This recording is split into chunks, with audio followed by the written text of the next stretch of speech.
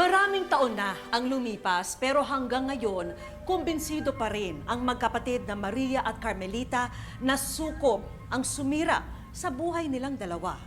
Pero sukob nga ba talaga ang totoong dahilan kung bakit ang magkasunod na kasalan nauwi sa kamalasan?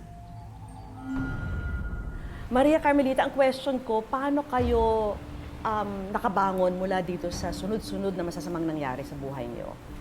Dapat matatag yung dibdib mo. Hindi mo pwedeng upo ka lang. Kailangan may dibdib kang matigas.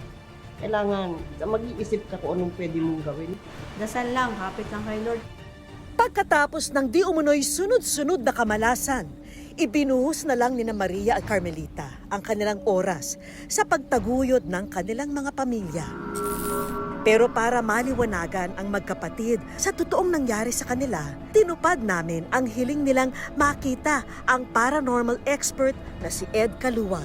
So ang paliwanag po sa sukob, nag-aagawan kayo ng biyaya nung taon na dapat ay dapat sa isa lang mapupunta, and eventually pag may kinuha si universe sa isa, may kukunin din sa isa. Initially, yun yung naramdaman ko, may mabigat po sa kanilang dalawa. Mayroong nag-curse o may nagsumpa within the family. Sukob per se ay isang folk belief. Bad omen ito or magkakaroon ng kamalasan, financially, sa buhay. Basically, ang sukob ay pananakot.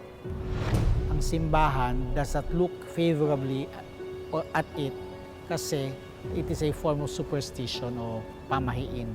Walang batayan. Kahit scientifically, walang batayan.